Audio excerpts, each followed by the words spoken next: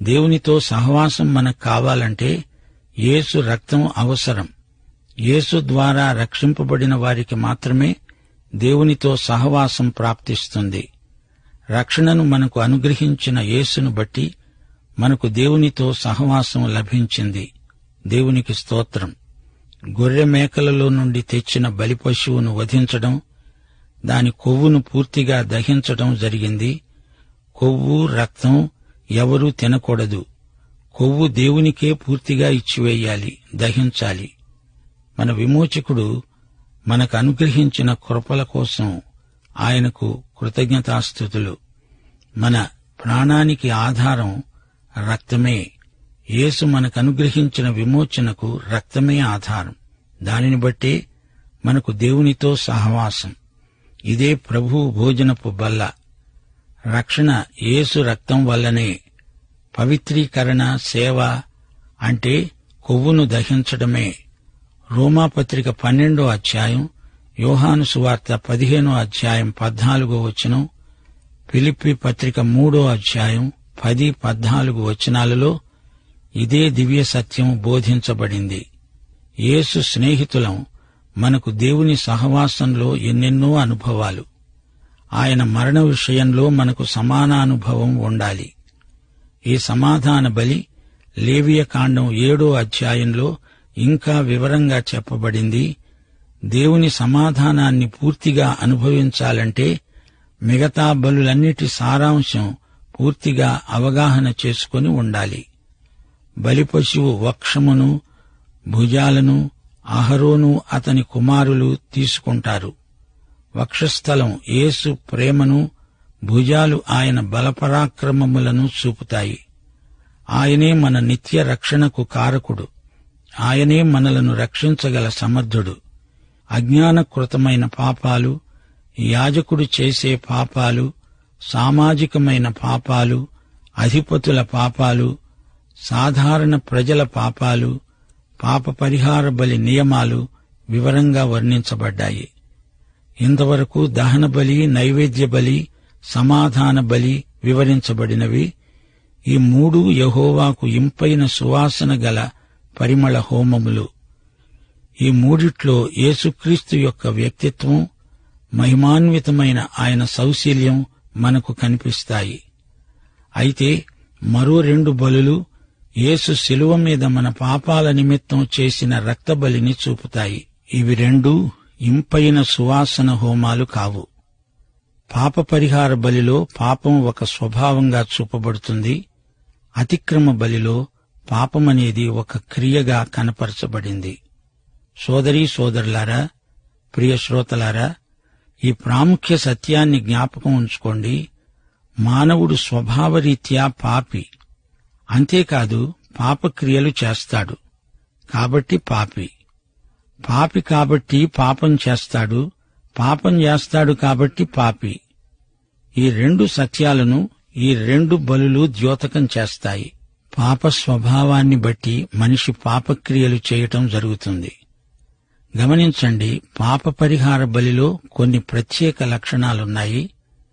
దహన బలిని గురించి 17 వచనాల్లో చెప్పబడింది.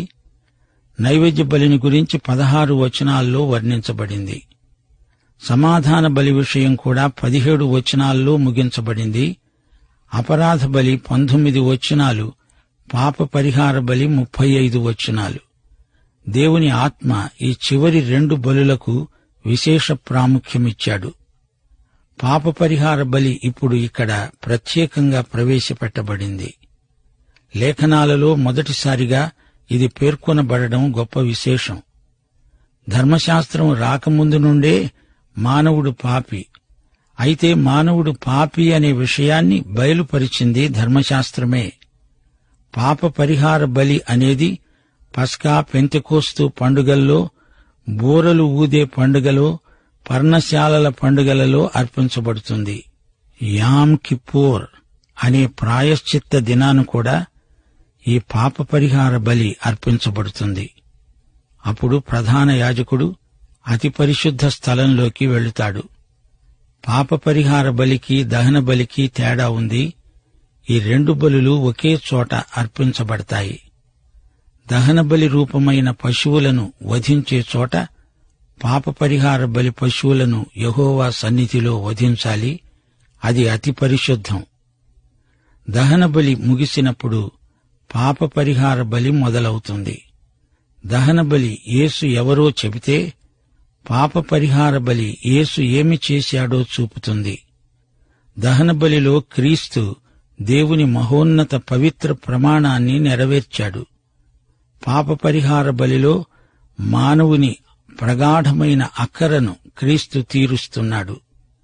దహనబలిలో ఎంత అమూల్యమైనవాడో, యేసు శ్రేష్ఠత్వము ఎంత గొప్పదో చూస్తాము.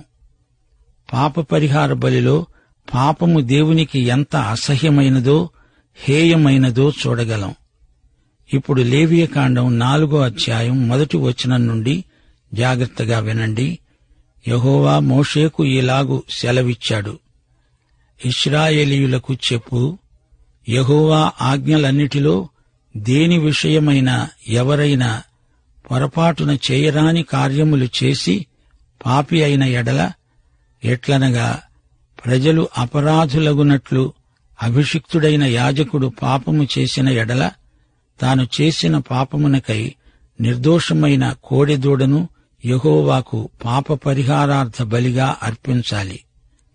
అతడు ప్రత్యక్షపు గుడారము యొక్క ద్వారమునకు యెహోవా సన్నిధిని ఆ కోడెను తీసుకుని వచ్చి, కోడె తలమీద తన చెయ్యి ఉంచి యెహోవా సన్నిధిని కోడెను వధించాలి. అభిషిక్తుడైన యాజకుడు ఆ కోడెదూడ రక్తములో కొంచెము తీసి ప్రత్యక్షపు గుడారానికి దానిని తేవాలి.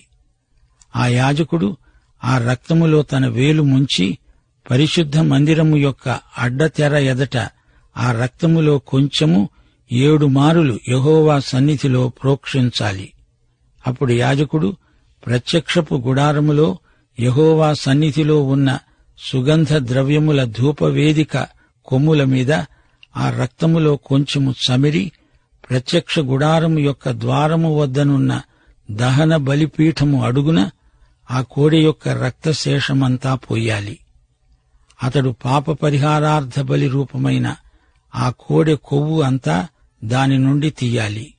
ఆంత్రములలోని కొవ్వును, ఆంత్రముల మీది కొవ్వు అంతటినీ, మూత్రగ్రంథులను, వాటి మీది డెక్కలపై ఉన్న కొవ్వును, మూత్రగ్రంథులపై ఉన్న కార్యంపై వపను సమాధాన బలి అయిన ఎద్దు నుండి తీసినట్లు దీని నుండి తీయాలి. యాజకుడు దహన బలిపీఠము మీద వాటిని ధూపం వెయ్యాలి. ఆ కోడె యొక్క శేషమంతా, అనగా దాని చర్మము, దాని మాంసమంతా, దాని తల, దాని కాళ్ళు, దాని ఆంత్రములు, దాని పేడ, పాళెము అనగా శిబిరము వెలుపల బూడిదను పారబోసే పవిత్ర స్థలానికి తీసుకొని పోయి అగ్నిలో కట్టెల మీద కాల్చివెయ్యాలి. బూడిద పారబోసే చోట దానిని కాల్చివెయ్యాలి. గమనించాలి, పొరపాటున అజ్ఞానం చేత చెయ్యరానిది చేస్తే అట్టి పాపానికి ఏమి చెయ్యాలి? ఇది అజ్ఞానకృతమైన పాపం. అయితే హెబ్రీ 10వ అధ్యాయం 28వ వచనంలో చెప్పబడినట్లు, ఎవడైనా మోషే ధర్మశాస్త్రాన్ని నిరాకరించిన ఎడల 2-3 సాక్షుల మాట మీద కనికరించకుండా వానిని చంపేస్తారు. కావాలని యేసుక్రీస్తును నిరాకరించే వానికి రక్షణ లేదు. హెబ్రీ పత్రిక 10వ అధ్యాయం 26-27 వచనాలు. మనము సత్యమును గూర్చిన అనుభవ జ్ఞానము పొందిన తరువాత బుద్ధిపూర్వకముగా పాపము చేసిన ఎడల పాపమునకు బలి ఇక ఉండదు గాని న్యాయపు తీర్పునకు భయముతో ఎదురుచూచుట, విరోధులను దహించబోయే తీవ్రమైన అగ్ని ఇక ఉంటుంది. మానవుడు స్వభావరీత్యా పాపి. నీకు ఈ సంగతి తెలిసినా తెలియకపోయినా నీవు పాపివే. ఇది మారని సత్యం. దేశకాల పరిస్థితులు ఏవైనా నీవు మాత్రం పాపివి. ఇది నగ్న సత్యం. పాపం పట్ల కూడా దేవుని వైఖరి మారదు. ప్రకృతి సంబంధి దేవుణ్ణి సంతోషపెట్టలేడు. పాపం ఎవరు చేసినా అతడు లేక ఆమె పాపే. పాప పరిహారార్థ బలి వల్ల పాపి తాను పాపిని అని ఒప్పుకుంటాడు. ఒప్పుకోక తప్పదు. మానవునిలో సహజాతమై ఈ అపరాధ భావన గూడు కట్టుకొని ఉంది. కీర్తనలు 139, 23, 24 వచనాలు. దావీదు మహారాజు ప్రార్థన: దేవా, నన్ను పరిశోధించి నా హృదయాన్ని తెలుసుకో, నన్ను పరీక్షించి నా ఆలోచనలను తెలుసుకో. నీకు ఆయాసకరమైన మార్గము నా యందు ఉన్నదేమో చూడు, నిత్య మార్గాన నన్ను నడిపించు. అలాగే కీర్తన 51, 4 వచనం వినండి. దావీదు రాజు ఒప్పుకోలు కీర్తన: దేవా, నీకు విరోధముగా, కేవలము నీకే విరోధముగా నేను పాపము చేసి ఉన్నాను. నీ దృష్టి ఎదట నేను చెడుతనము చేసి ఉన్నాను.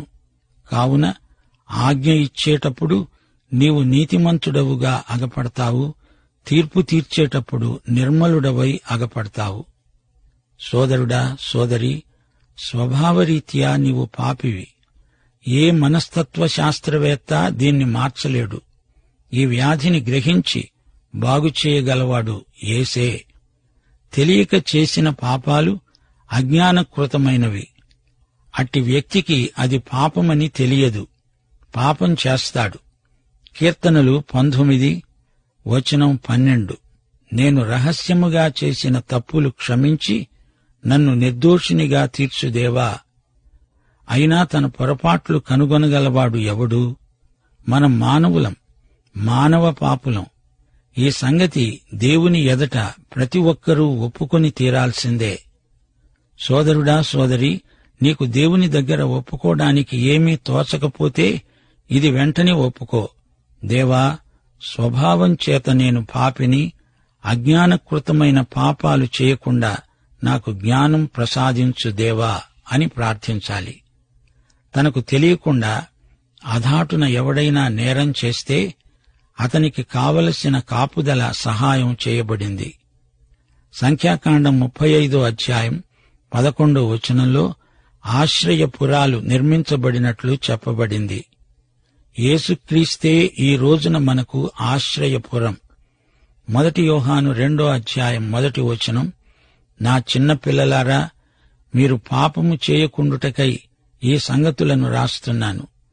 ఎవడైనా పాపము చేసిన ఎడల నీతిమంతుడైన యేసుక్రీస్తు అనే ఉత్తరవాది తండ్రి వద్ద మనకు ఉన్నాడు.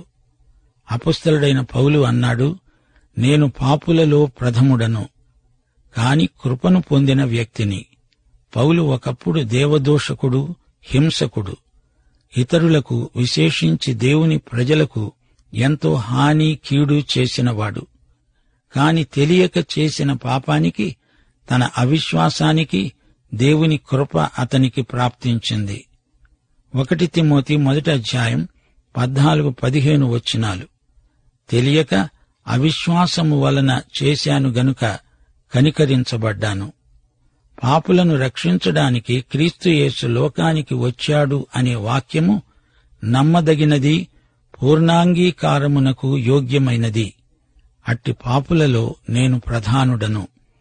దేవుడు శిలువయందు నీ పాపాలను క్షమించి మనలను రక్షించాడు. పాప పరిహార బలియందు దేవుడు మనలను ఎలా చూస్తున్నాడో మనలను మనం అలా చూసుకోగలం. పాపమనగా ఎట్టిదో, మనము ఎంత అయోగ్యులమో, దేవుడు మనకు కృపతో ఇచ్చిన రక్షణ ఎంత గొప్పదో పాప పరిహార బలి చూపుతుంది. 32 కీర్తన 5 వచనం: నా దోషాన్ని కప్పుకొనక నీ ఎదట నా పాపాన్ని ఒప్పుకున్నాను.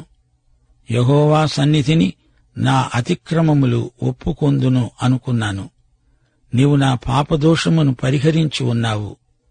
పాప పరిహార బలి అపరాధ భావనను తొలగిస్తుంది. అయితే పాత నిబంధనలోని బలులు సంపూర్ణమైనవి కావు. 40 కీర్తన 6 వచనం: బలులనైనను నైవేద్యములనైనను నీవు కోరలేదు. నీవు నాకు చెవులు నిర్మించి ఉన్నావు. దహన బలులనైనను పాప పరిహారార్థ బలులనైనను నీవు తెమ్మనలేదు. ఈ ప్రాచీన బలులన్నీ దేవుడు ఇవ్వబోయే పాప పరిహారానికి ముందు సూచనలు. దేవుడు అనుగ్రహించబోయే పాప క్షమాపణకు ఇవి ప్రవచనాత్మక సంకేతాలు. హెబ్రీ పత్రిక 10 అధ్యాయం 19 నుండి 22 వరకు, యేసు మన కొరకు ప్రతిష్ఠించిన మార్గమున, అనగా నూతనమైనది, జీవము గలది, అనగా శరీరము అనే తెర ద్వారా ఏర్పరచబడినది అయిన మార్గమున ఆయన రక్తము వలన పరిశుద్ధ స్థలమునకు ప్రవేశించడానికి మనకు ధైర్యము కలిగి ఉన్నది. దేవుని ఇంటిపైన మనకు గొప్ప యాజకుడున్నాడు గనుక మనస్సాక్షికి కల్మషము తోచకుండునట్లు ప్రోక్షింపబడిన హృదయములు గలవారము, నిర్మలమైన ఉదకముతో స్నానము చేసిన శరీరములు గలవారమై, విశ్వాస విషయములో సంపూర్ణ నిశ్చయత కలిగి యథార్థమైన హృదయముతో మనము దేవుని సన్నిధానమునకు చేరుదాము. ఇప్పుడు నీవు నేను ఆయన సన్నిధిలోనికి ధైర్యంతో వెళ్లగలం. ఎందుకనగా యేసే మన పాప పరిహార బలి అయ్యాడు. మనము తెలియక చేసిన పాపాలకు కూడా ఆయనే పాప పరిహారమై ఉన్నాడు. మానవుని విషయమై దేవుని వైఖరి ఎలాంటిదో చూడండి. దేవుని నీతికి, దేవుని న్యాయానికి మరోవైపున ఏముందో చూడండి. దేవుడు మానవుని పట్ల చూపే న్యాయం ఎంతో గొప్పది. బహుమానాలు ఎలా తారతమ్యము గలవో దేవుని శిక్ష కూడా పలు విధాలు. మానవుని బాధ్యతలు కూడా ఎన్నో విధాలు. బాధ్యత ఎంత గొప్పదో అందులో కూడా తరతమ భేదాలున్నాయి. పాప పరిహార బలిలో పాల్గొనే వ్యక్తులు ఎలాంటివారో చూడండి. యాజకుడు చేసే పాపాలు. అతడు నాయకత్వ పదవి అధిరోహించి ఉన్నాడు. నాయకుడు తప్పు చేస్తే ప్రజలందరూ తప్పు చేస్తారు. నాయకుని పాపమే ప్రజల పాపమవుతుంది. యాజకుడు ఎలాంటివాడో అతణ్ణి వెంబడించేవారు అలాంటివారే అవుతారు. బలి అర్పించేటప్పుడు ఒక కోడెను తేవాలి. యాజకుని పాపం ప్రత్యేకమైనది. పాపం అందరిలో ఒకటే, కాని యాజకుని బాధ్యత వేరు, సాధారణ వ్యక్తుల బాధ్యతలు వేరు. అతడు చేసే బలి విలువను బట్టి అతని బాధ్యత ఎంత గొప్పదో మనం నిర్దేశించగలం. కొత్త నిబంధనలో కూడా క్రైస్తవ విశ్వాసికి హెచ్చరికలు ఇవ్వబడ్డాయి. పాపమనగా మేలైనది ఎరిగి ఉండి దానిని చేయకుండుట. యాకోబు పత్రిక 4:17. యాకోబు పత్రిక 3:1 అందుకే భక్తుడు చెప్తున్నాడు, నా సహోదరులారా, బోధకులమైన మనము మరి కఠినమైన తీర్పు పొందుదుమని తెలుసుకొని మీలో అనేకులు బోధకులు కావద్దు. నీవు బోధకుడవా? అయితే నీకు గొప్ప బాధ్యత ఉంది. దేవుని పని ఏదైనా అది నీకు అప్పగించబడిన గొప్ప బాధ్యతే. ఆశీర్వాదాలన్నిటితో పాటు బాధ్యతలు వస్తాయి. నీకు అప్పగించబడిన బాధ్యతల విషయమై నీవే నీ దేవునికి లెక్క అప్పగించాలి. యాజకుడు కూడా మానవుడే, మానవ బలహీనతలు ఉన్నవాడే. హెబ్రీ పత్రిక 7:28 ధర్మశాస్త్రము బాధ్యత గల మనుష్యులను యాజకులనుగా నియమిస్తుంది. అయితే మన ప్రధాన యాజకుడైన యేసుక్రీస్తునందు అట్టి బలహీనత ఏదీ లేదు. హెబ్రీ పత్రిక 4:15 మన ప్రధాన యాజకుడు మన బలహీనతల యందు మనతో సహానుభవము లేనివాడు కాడు, గాని సమస్త విషయములలో మనవలినే శోధించబడినా ఆయన పాపము లేనివాడు. పాప పరిహార బలికి, దహన బలికి కొన్ని పోలికలున్నాయి. తెర ముందు 7 సార్లు రక్తం ప్రోక్షించాలి.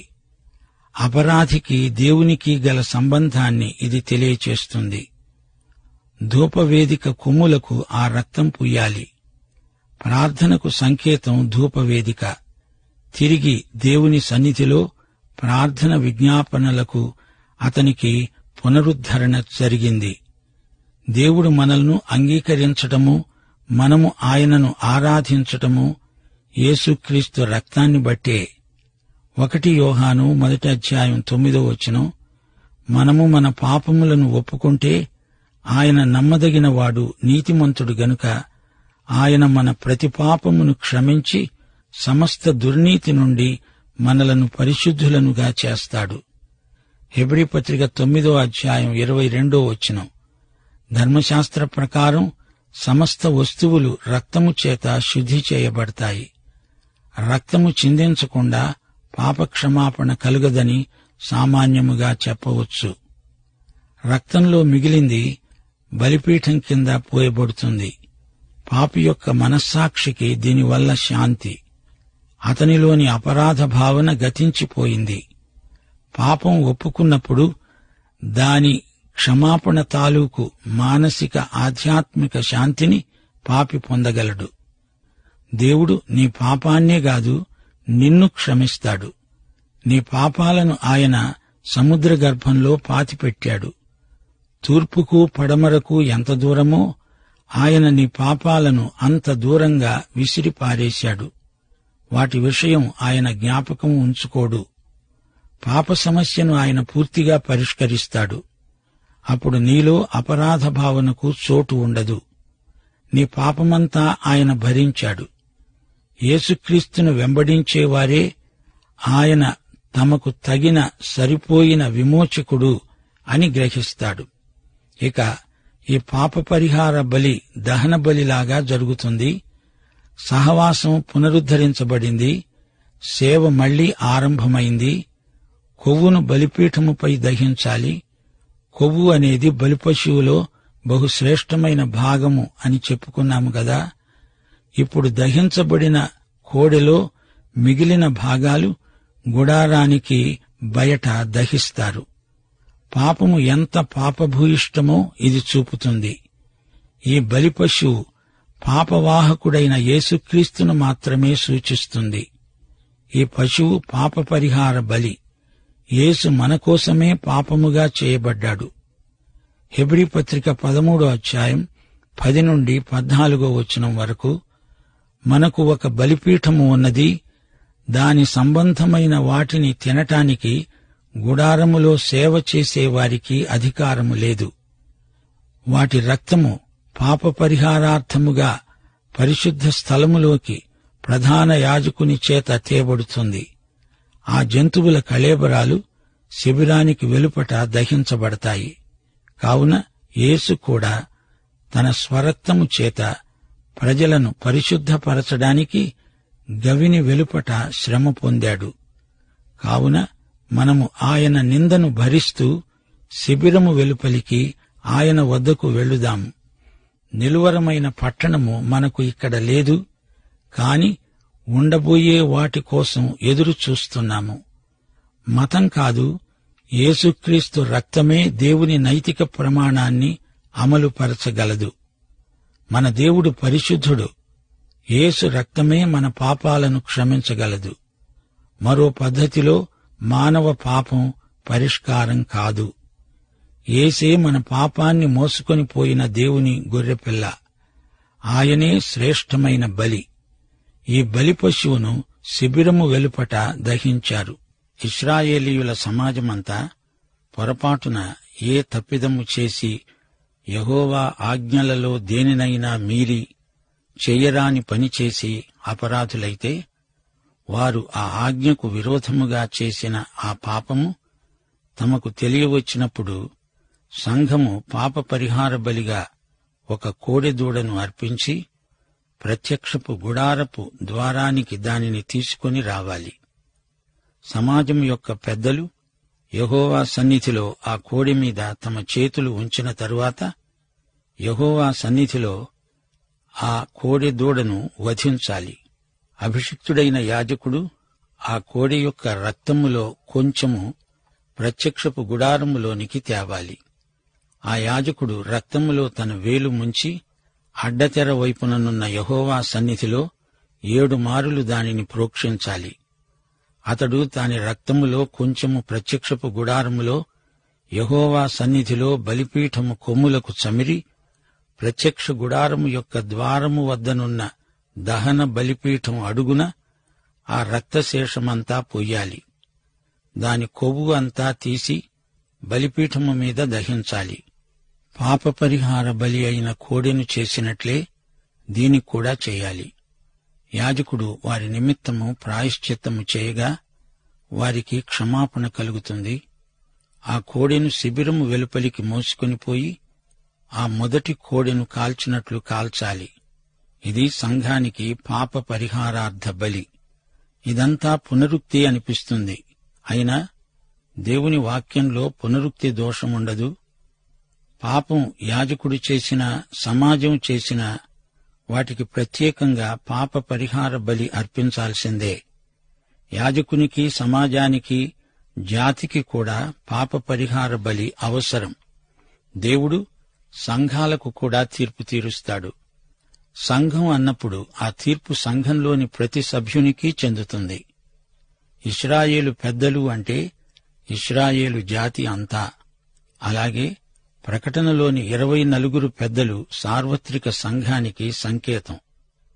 22, 23 వచనాలు, అధికారి పొరపాటున పాపము చేసి తన దేవుడైన యెహోవా ఆజ్ఞలలో దేనినైనా మీరి చెయ్యరాని పనులు చేసి అపరాధి అయితే అతడు ఏ పాపము చేసి పాపి అయ్యాడో అది తనకు తెలియబడిన ఎడల అతడు నిర్దోషి అయిన మగ మేకపిల్లను అర్పణముగా తీసుకొని వచ్చి ఆ మేకపిల్ల తలమీద చెయ్యి ఉంచి దహనబలి పశువును వధించే చోట యెహోవా సన్నిధిలో దానిని వధించాలి. ఇది పాప పరిహారార్థ బలి. అధికారులు, అధిపతులు దేవుడు నియమించిన వారే. వారు దేవునికి బాధ్యులు. వారు పాపం చేస్తే దానికి వారు పాప పరిహార బలి అర్పించాలి. దేశ నాయకులు దేవునికి బాధ్యులు. అధికారి మేకపిల్లను అర్పిస్తాడు. వీరు తెచ్చే బలుల విలువను బట్టి వీరి బాధ్యతలను గుర్తించగలం. బలి విధానం మామూలే.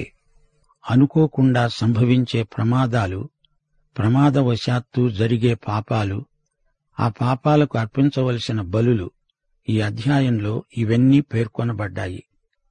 ఈ గ్రంథమంతా పరిశుద్ధ అర్పణములను గురించి, దినములను గురించి ఎన్నెన్నో సంగతులు చెప్పబడి ఉన్నాయి. ఇప్పుడు మొదటి 10 వచనాలు వినండి. ఎవడైనా ఒట్టు పెట్టుకొని తాను చూచిన దాన్ని గూర్చిగాని, తనకు తెలిసిన దాన్ని గూర్చిగాని సాక్షి అయి ఉండి దానిని తెలియజేయక పాపము చేసిన ఎడల అతడు తన దోష శిక్షను భరిస్తాడు. ఎవడైనా ఏ అపవిత్ర వస్తువునైనా ముట్టిన ఎడల అది అపవిత్ర మృగ కళేబరమే కాని, అపవిత్ర పశు కళేబరమే కాని, ప్రాకే జంతువు కళేబరమే కాని అది అపవిత్రమని తనకు తెలియకపోయినా అతడు అపవిత్రుడై అపరాధి అవుతాడు. మనుష్యులకు తగిలే అపవిత్రతల్లో ఏదైనా ఒకనికి తెలియకుండా అంటితే, అనగా ఒకనికి అపవిత్రత కలిగితే ఆ సంగతి తెలిసిన తరువాత అతడు అపరాధి అవుతాడు. కీడైనా మేలైనా మనుష్యులు వ్యర్థముగా ఒట్టు పెట్టుకుని చేస్తామని పలికే మాటల్లో మరి దేనినైనా యోచింపక చేస్తానని పెదవులతో వ్యర్థంగా ఒట్టు పెట్టుకుంటే అది తెలిసిన తరువాత అతడు అపరాధి అవుతాడు. కాబట్టి అతడు వాటిలో ఏ విషయమందైనా అపరాధి అయినప్పుడు ఆ విషయమందే తాను చేసిన పాపాన్ని ఒప్పుకొని దాని విషయమై యెహోవా సన్నిధిని మందలోని ఆడుగొర్రె పిల్లనే కాని, ఆడు మేకపిల్లనే కాని పాప పరిహారార్థ బలిగా అర్పించాలి. అతనికి పాప క్షమాపణ కలుగునట్లు యాజకుడు అతని నిమిత్తము ప్రాయశ్చిత్తము చేస్తాడు. అతడు గొర్రెపిల్లను తేజాలని ఎడల తన అపరాధము విషయమై 2 తెల్ల గువ్వలనే కాని, 2 పావురపు పిల్లలనే కాని వాటిలో ఒకదానిని పాప పరిహారార్థ బలిగా, మరొక దానిని దహన బలిగా యెహోవా సన్నిధికి తేవాలి. యాజకుడు వాటిని తీసుకొని మొదటి దానిని పాప పరిహారార్థ బలిగా అర్పించాలి.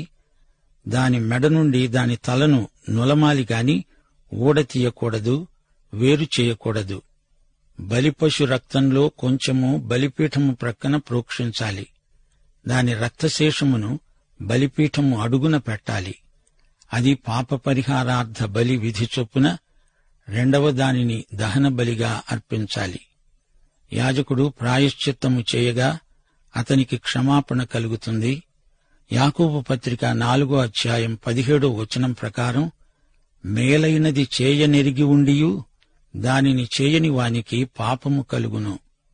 మొదటి రాజులు 8వ అధ్యాయం 31, 32 వచనాల్లో సొలొమోను మహారాజు ప్రార్థనలో చెప్పిన మాట, ఎవడైనను తన పొరుగువానికి అన్యాయము చేయగా అతని చేత ప్రమాణము చేయించడానికి అతని చేత ఒట్టు పెట్టబడిన ఎడల అతడు మందిరములో ఉన్న నీ బలిపీఠము ఎదుట ఆ ఒట్టు పెట్టినప్పుడు నీవు ఆకాశమందు విని నీ దాసులకు న్యాయము తీర్చి హాని చేసిన వాని తలమీదికి శిక్ష రప్పించి నీతిపరుని నీతి చొప్పున వానికి ఇచ్చి వాని నీతిని నిర్ధారణ చెయ్యి దేవా. దాపరికం లేకుండా చేసింది ఒప్పుకోవాలి. నిజం చెప్పేవాడు పూర్తి నిజం చెప్పాలి. అలా చెప్పకపోతే అది అక్రమం. సామెతలు 6:17 దేవుడు అసహ్యించుకునే 7 హేయమైనవి ఉన్నాయి. అందులో కల్లలాడే నాలుక ఒకటి. శపథం చేసినప్పుడు నిజం చెప్పాలి. యేసు ప్రభువుకు పిలాతు ఎదుట తీర్పు జరుగుతున్నది. అప్పుడు ప్రభువు మౌనంగా ఉన్నాడు. అయితే ప్రధాన యాజకుడు ఆనపెట్టి చెప్పమన్నప్పుడు యేసు మాట్లాడాడు.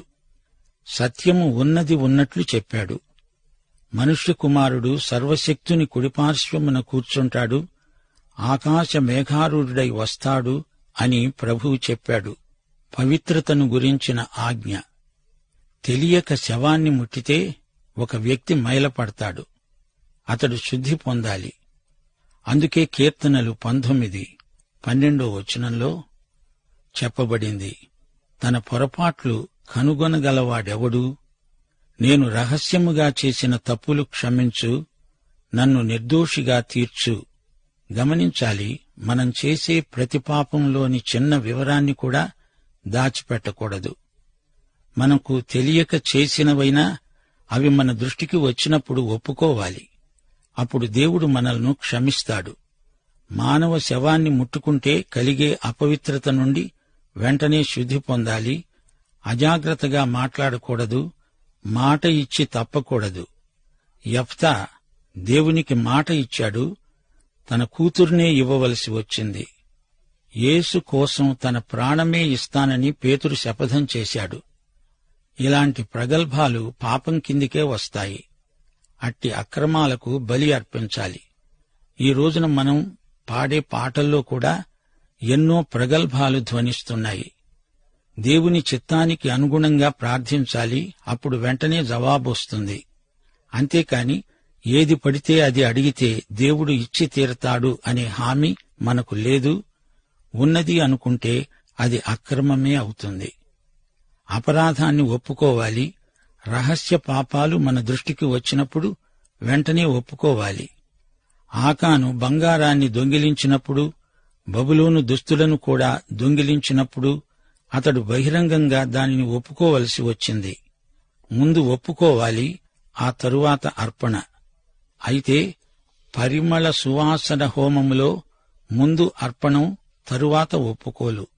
అందుకే మత్తయి సువార్త 5:23-24 చెప్పబడిన మాట, బలిపీఠమునొద్ద అర్పణము అర్పిస్తూ ఉండగా నీ మీద నీ సహోదరునికి విరోధమేదైనా కలదని అక్కడ నీకు జ్ఞాపకము వచ్చిన ఎడల అక్కడ బలిపీఠము ఎదుటనే నీ అర్పణము విడిచిపెట్టి మొదట వెళ్లి నీ సహోదరునితో సమాధానపడు. అటు తరువాత వచ్చి నీ అర్పణమును అర్పించు. విశ్వాసి తన పాపాన్ని దేవుని ఎదట ఒప్పుకోవాలి.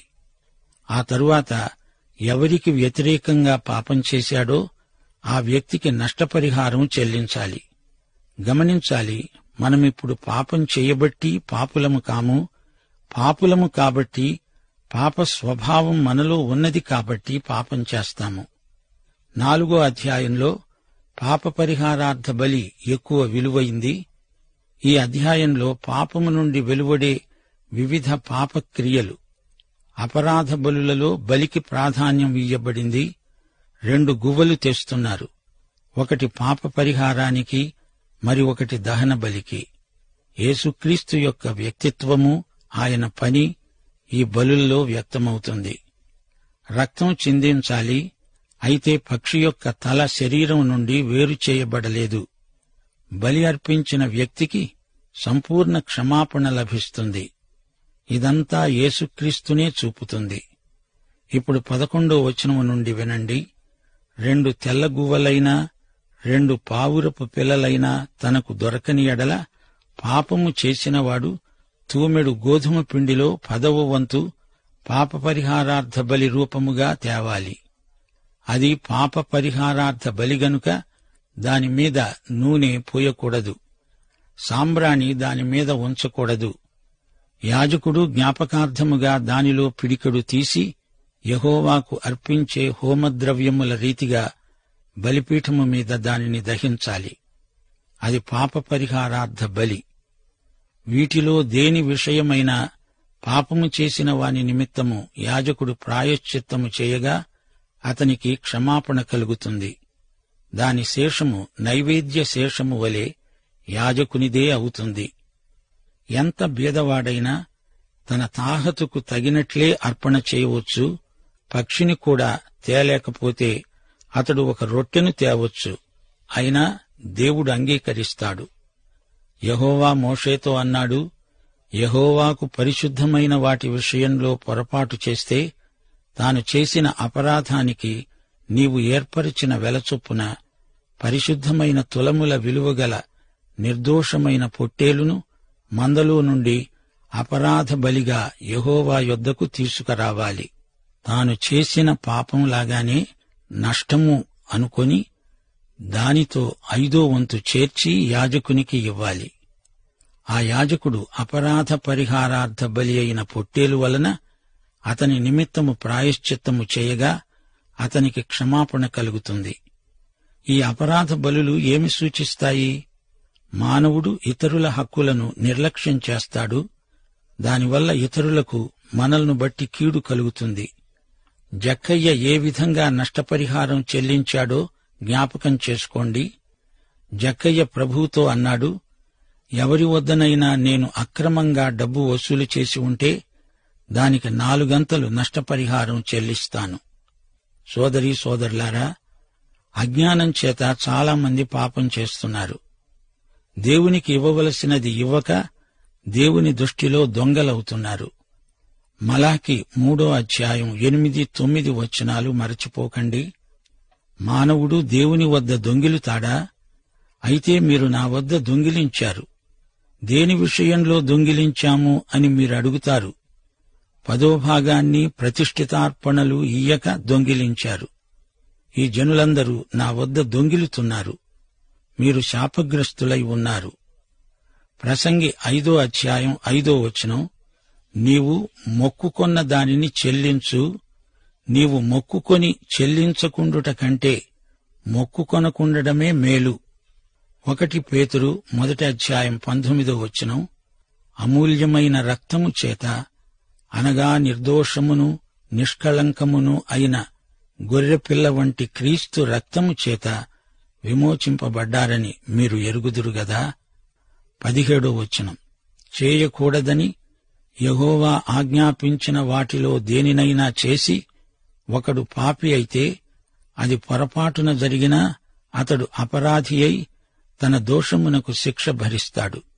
కావున నీవు ఏర్పరిచిన వెలచొప్పున మందలో నుండి నిర్దోషమైన పొట్టేలును అపరాధ పరిహారార్థ బలిగా అతడు యాజకుని వద్దకు తీసుకుని రావాలి. అతడు తెలియకయే పొరపాటున చేసిన తప్పును గూర్చి యాజకుడు అతని నిమిత్తము ప్రాయశ్చిత్తము చేయగా అతనికి క్షమాపణ కలుగుతుంది. అది అపరాధ పరిహారార్థ బలి. అతడు యెహోవాకు విరోధముగా అపరాధము చేసినది వాస్తవమే. తెలియక దేవుని ఆజ్ఞలను మీరితే శిక్ష రాకమానదు. అతడు అపరాధి. అపరాధ బలికి నిర్దోషమైన పొట్టేలు అర్పించబడింది. ఇది కూడా యేసుక్రీస్తు యొక్క నిష్కళంక వ్యక్తిత్వాన్ని సూచిస్తుంది. ఈ అధ్యాయంలో అనగా 5వ అధ్యాయం 15వ వచనంలో పాప పరిహారార్థ బలికి ఫలితంగా పాప క్షమాపణ ప్రాప్తించినట్లు చెప్పబడింది. దేవుని పరిశుద్ధ వస్తువుల పట్ల జరిగిన అక్రమానికి అతిక్రమానికి ఇది శిక్ష. 5వ అధ్యాయం 9వ వచనంలో రక్త ప్రోక్షణ ఉన్నది. ఇది యెషయా 53వ అధ్యాయం 5వ వచనంలో జ్ఞాపకం చేయబడింది. మన అతిక్రమములను బట్టి యేసు గాయపరచబడ్డాడు. మన దోషాలను బట్టి నలుగగొట్టబడ్డాడు.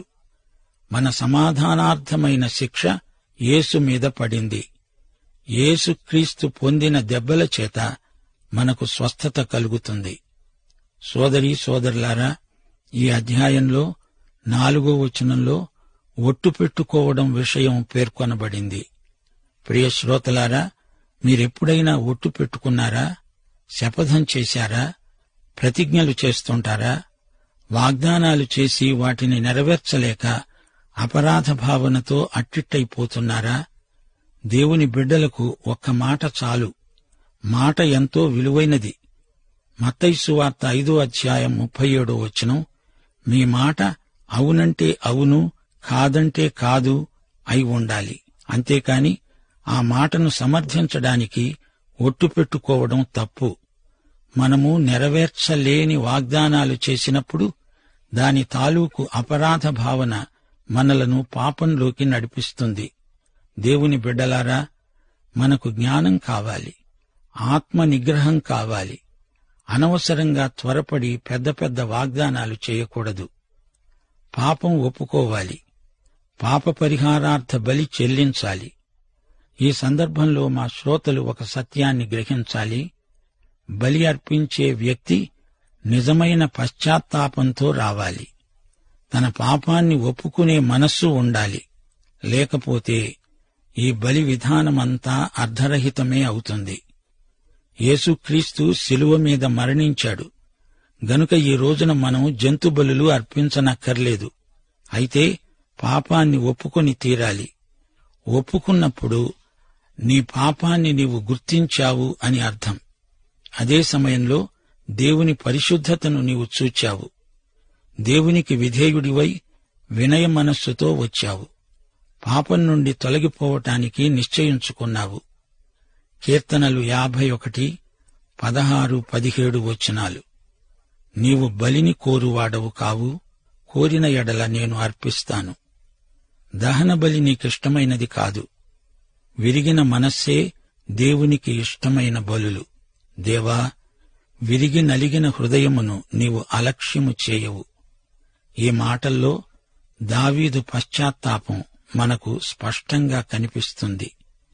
యేసు శిలువ మీద చనిపోయాడు నిజమే. అయితే నీవు యేసు బలి ఉద్దేశ్యాన్ని నీ జీవితానికి అన్వయించుకోకపోతే యేసు శిలువ బలి నీ పట్ల వృధా అయినట్లే. నీ పాప రోగానికి యేసు మరణం దివ్య ఔషధం. ఆ ఔషధాన్ని నీవు పుచ్చుకుంటేనే కాని, అది నీ శరీర రక్తనాళాలలోకి ప్రవేశిస్తేనే కాని నీకు ప్రయోజనం ఉండదు. ఈ అధ్యాయంలో 16వ వచనంలో నష్టపరిహారం పేర్కొనబడింది. తెలియక చేసిన పాపాలను గురించిన అపరాధ భావన. ఏదో పాపం చేసి ఉంటాడు, కాని అది దేవునికి విరోధమైనది అని తెలియదు. ఇట్టి పాపానికి ఒక పొట్టేలును అర్పిస్తారు. అది ఎట్టి లోపమూ లేని పొట్టేలు. అయితే ఆ పాపము తోటి మానవుని ఎడల జరిగినదైతే బలి అర్పించాలి. పైగా అవతలి వ్యక్తికి నష్టపరిహారం చెల్లించాలి. 20% నష్టపరిహారం చెల్లించి తీరాలి. గమనించాలి, యేసుక్రీస్తు మరణం వల్ల మనం బలులు అర్పించము, కాని నీవు చేసిన పాపం వల్ల ఎవరికి నష్టం కలిగిందో అతనికి నష్టపరిహారం చెల్లించక తప్పదు. సోదరీ సోదరులారా, వింటున్నారా? లేవియకాండంలో మనమేమి నేర్చుకుంటున్నాము? లేవియకాండం లేవీయులను గురించిన గ్రంథం. పరిశుద్ధ అర్పణలు, పరిశుద్ధ దినాలు ఇందులో అడుగడుగునా మనకు కనపడతాయి. ఇశ్రాయేలు నాయకులు, యాజకులు ఈ గ్రంథాన్ని ఎంతో ప్రాముఖ్యంగా ఎంచుతారు. ఇందులోని సందేశం అలనాటి ఇశ్రాయేలీయులకే పరిమితమైనది అనుకోవద్దు. దేవుని బిడ్డలందరికీ ఈ గ్రంథం ఎంతో అమూల్యమైనది. మరచిపోవద్దు, ఇందులోని కేంద్ర సత్యం ఒక్కటే. దేవుడు తన బిడ్డలు తప్పిపోయినప్పుడు వారిని తిరిగి తన వద్దకు ఎలా రప్పించుకుంటాడో ఈ గ్రంథంలో మనకు వస్తుపాఠ రూపంగా నేర్పబడింది. దేవుని వాక్యం ఆయన విమోచనాత్మక క్రియలను ప్రచురపరుస్తుంది. లేవియకాండం 20వ అధ్యాయం 26వ వచనంలో దేవుడంటున్నాడు, యెహోవా అనే నేను పరిశుద్ధుడను. మీరు నావారై ఉండేటట్లు అన్యజనులలో నుండి మిమ్ములను వేరుపరిచాను. మీరు నాకు పరిశుద్ధులై ఉండాలి. ఈ బలులన్నీ మనకు నేర్పుతున్న సత్యమిదే. కల్వరిపై క్రీస్తు చనిపోయాడు. మనకు బదులు ఆయన దేవుని ఉగ్రతను భరించాడు. ఆయన పాపరహితుడు. యాజకులు అనగా లేవీయులు యేసుక్రీస్తుకు ముందు గుర్తుగా ఉన్నారు. యేసుక్రీస్తు నమ్మకమైన సేవకుడు. హెబ్రీ పత్రిక 2:17 ప్రజల పాపాలకు పరిహారం కలుగజేయడానికి దేవుని సంబంధమైన కార్యములలో కనికరమును నమ్మకమును గల ప్రధాన యాజకుడు అయ్యే నిమిత్తము అన్ని విషయాలలో ఆయన తన సహోదరుల వంటివాడు కావలసి వచ్చింది. ఈ బలి కార్యక్రమాలన్నీ మనకు జ్ఞాపకం చేసే వాస్తవాలు కొన్ని ఉన్నాయి. పశ్చాత్తాపము, అపవిత్రతకు దూరంగా ఉండడము, దేవుని క్షమాపణను అనుభవించడము, యేసుక్రీస్తుకు పూర్తిగా లొంగిపోవడం. రక్షణ అంటే చెడుగును విడిచిపెట్టడమే కాదు, మేలైన దానితో సంయుక్తపడడం అందులో ఇమిడి ఉన్నది. అందుకే లేవియకాండం 17 నుండి మన అనుదిన ప్రవర్తన ఎలా ఉండాలో చెప్పబడింది. ప్రభు అయిన యేసుక్రీస్తు వారి కృప మీకు సదాకాలం తోడై ఉండునుగాక. ఆమేన్.